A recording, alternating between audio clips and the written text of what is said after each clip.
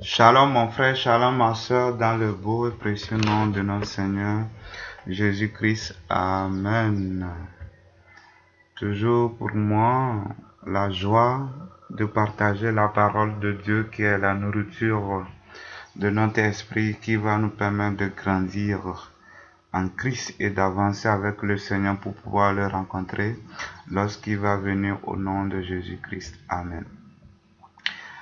J'ai fait un constat qu'il y a deux grandes doctrines qui circulent dans le monde entier. Ces doctrines, les voici. Il y a une doctrine qui dit que on perd le salut. Il y a une autre qui dit qu'on ne perd pas le salut. Mais je ne suis pas vraiment d'accord avec ceux qui disent qu'on ne perd pas le salut. Et je ne suis pas là pour défendre aussi ceux qui disent qu'on perd le salut, mais c'est la Bible qui nous éclaire, on pourra savoir si on perd le salut ou pas. Voyez, la Bible dit que nous sommes sauvés par grâce et non par les œuvres. Nous sommes sauvés par grâce et non par les œuvres, mais c'est pas le moyen de la foi. Donc c'est lorsque nous avons la foi que nous sommes sauvés gratuitement sans avoir accompli une œuvre. Mais ce n'est pas fini. Jacques nous dit que la foi sans les œuvres, elle est inutile. Donc la foi sans les œuvres est morte. Et c'est Jacques qui le dit. Prenons quelqu'un. Il a la foi. Il est sauvé gratuitement. C'est bon. Il va aller au paradis, non? Il ira. On est d'accord. Maintenant, il n'accomplit aucune œuvre par rapport à cette foi. Il ne fait rien. Il dit qu'il a la foi. Et puis, il n'agit pas par rapport à la foi qui lui dit de se repentir. La parole de Dieu dit que cette foi est morte. Donc, là, alors qu'on nous dit qu'on est sauvé par la foi, il est sauvé gratuitement, la foi est morte, la foi n'est plus là. En quoi il va être sauvé? Il n'a pas la foi, il est perdu, il n'est pas différent d'un païen parce que, mais il a perdu la foi. Même dans Hébreu, on nous dit que nous ne sommes pas de ceux qui, comment on l'a dit là, nous ne sommes pas de ceux qui se retirent pour perdre, nous ne sommes pas de ceux qui se retirent pour se perdre. Voilà, excusez-moi. Donc, nous ne sommes pas de ceux qui se retirent pour se perdre. C'est-à-dire, ceux qui abandonnent la foi sont perdus. Nous sommes sauvés par la foi. Et quand tu abandonnes la foi, tu es perdu. C'est-à-dire, lorsque tu ne mets pas en pratique la parole de Dieu, Dieu dit, tu as abandonné la foi, tu vas te retrouver en enfer. Donc, il ne faut pas qu'on prenne la parole de Dieu, la manipuler. Je ne sais pas aujourd'hui. Les gens, je ne sais pas, ce sont des loups ou bien des agents du diable qui ont pris l'évangile pour flatter les gens. Que Dieu nous bénisse au nom de Jésus. Une fois, j'ai appris que dans une église, on a dit que on perd le salut et les gens quittaient l'église. Mais ça, c'est un scandale. Nous lisons dans 2 Corinthiens chapitre 11, verset 2. Car je suis jaloux de vous d'une jalousie de Dieu, parce que je vous ai fiancé à un seul époux pour vous présenter à Christ comme une vierge pure. Amen. Donc ici, l'apôtre Paul disait aux Corinthiens que lui il est jaloux. Il est jaloux de la part de Dieu. Donc, c'est-à-dire, il est en train de montrer comment Dieu est jaloux. Parce qu'il dit que, parce que je vous ai fiancé à un seul époux pour vous présenter à Christ comme une vierge pure. Donc notre époux c'est Jésus-Christ et la Bible dit que nous devons être vierges et pures. Quand tu regardes les termes, il dit vierge et pure, c'est comme s'il y a une répétition. Parce que une fiancée qui est vierge, sur le plan sexuel, c'est que elle est déjà pure. On parle du plan sexuel, la personne est vierge, donc elle est déjà pure. Mais pourquoi l'apôtre Paul dit ici vierge et pure? Il y a quelque chose là-bas que le Seigneur m'a fait comprendre. Ok, je poursuis le raisonnement. Une vierge, naturellement, c'est une fille qui n'a jamais connu d'homme. Et nous, on nous prend aussi comme des vierges. Pourquoi? Pour comparer sur le plan spirituel, comme si on n'a jamais commis de péché. Pourtant, nous tous, on a péché. Maintenant, comment Dieu peut nous considérer comme des vierges, c'est-à-dire des gens qui n'ont jamais péché? La réponse se trouve dans 2 Corinthiens 5, 21, où il est écrit: celui qui n'a point connu le péché, il a fait devenir péché pour nous, afin que nous devenions en lui justice de Dieu. Amen. Donc ici, la Bible nous dit que Jésus est devenu péché pour que nous soyons justice. Donc on ne dit pas que Dieu nous donne la justice, on dit qu'on est juste. Nous sommes justice. La justice, c'est la nature, n'est-ce pas? Donc Dieu nous donne la nature, sa propre nature, qui est la justice.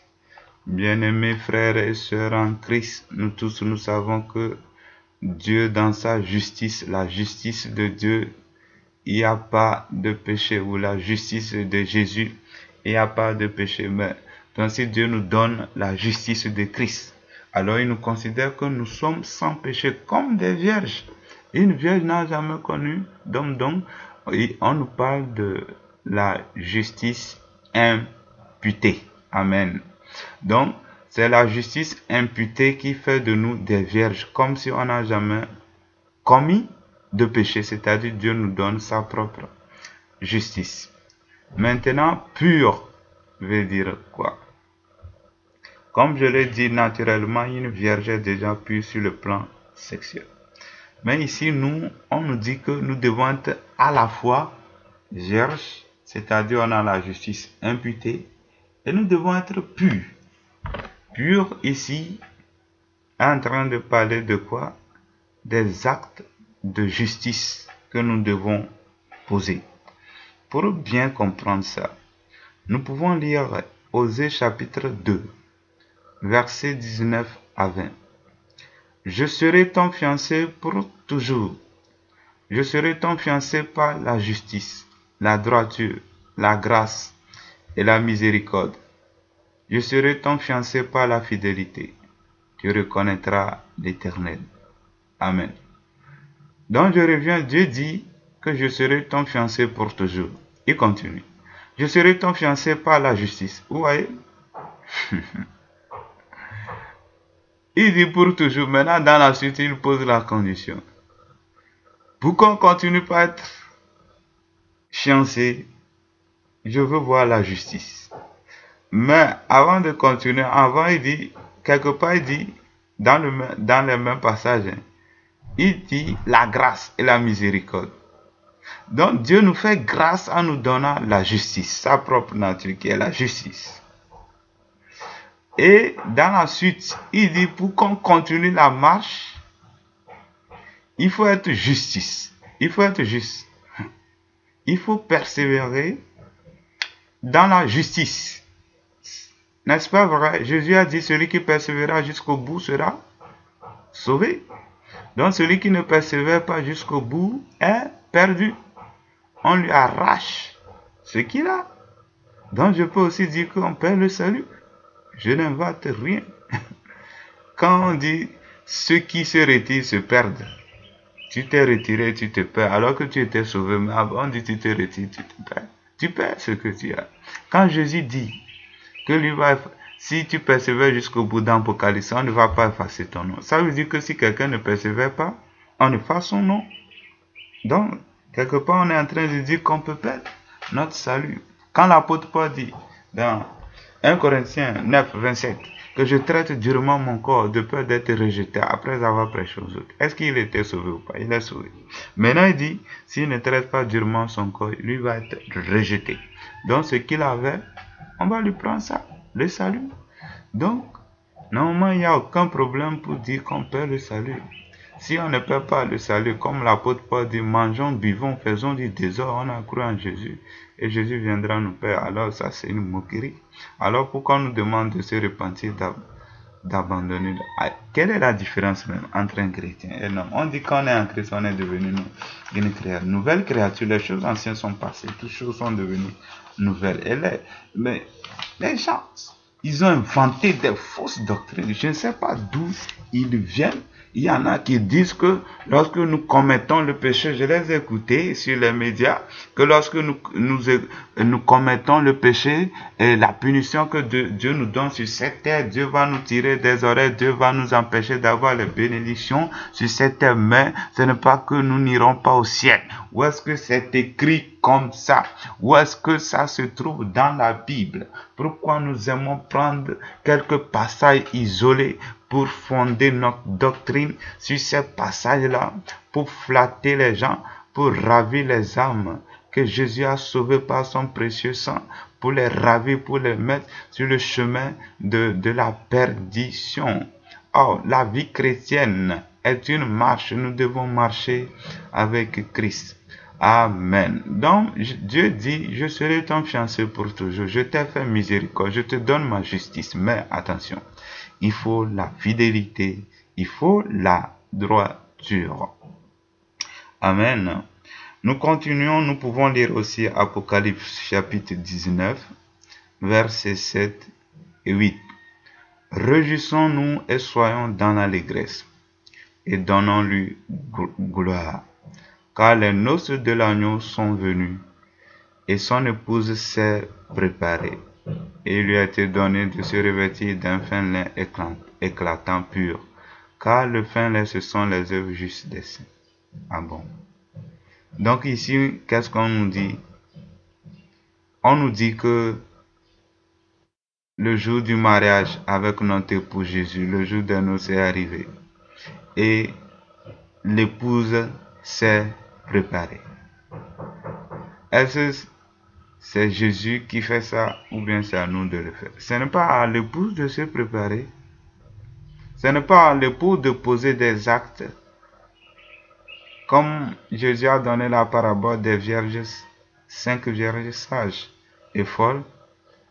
D'autres ne sont pas préparées, puis elles n'ont pas pu rencontrer l'époux. C'est la même chose, on nous dit ici que l'époux s'est préparé et il lui a été donné de se revêtir d'un fin lin éclatant pur. On dit le fin lin, ce sont les œuvres justes des saints. On ne parle pas de la justice imputée. Donc pour pouvoir porter l'habit des noces, nous devons poser des actes justes. C'est ça qui nous permet de porter les habits de noces sans acte pur, sans la repentance, sans la marche selon l'esprit. Nous n'aurons pas part à ces noces-là. Nous serons rejetés totalement. Que Dieu nous aide à pouvoir marcher avec Dieu, à pouvoir avancer avec Dieu, à être non seulement des vierges, mais à être purs, à ne pas dire qu'on nous a donné la justice et c'est bon, on est sauvé par grâce sans les œuvres, alors que sans les œuvres, mais pas le moyen de la foi, et que quand tu perds la foi, alors c'est fini, tu n'es plus sauvé. Que Dieu nous bénisse au nom de Jésus-Christ. Amen. Et la Bible dit dans Osée toujours que tu reconnaîtras l'Éternel. Vous savez, pourquoi on nous dit de reconnaître l'Éternel? Dieu est en train de nous dire que devant le péché et autres qui nous trompent, quand le péché arrive, nous oublions Dieu, nous oublions la parole de Dieu. Nous oublions toutes les prédications que nous avons entendues. Et le péché nous envahit, on tombe dedans. Face au péché, rappelle-toi, fais l'effort de penser à Dieu. Fais l'effort de penser à Dieu. Que Dieu nous aide au nom de Jésus-Christ. Amen.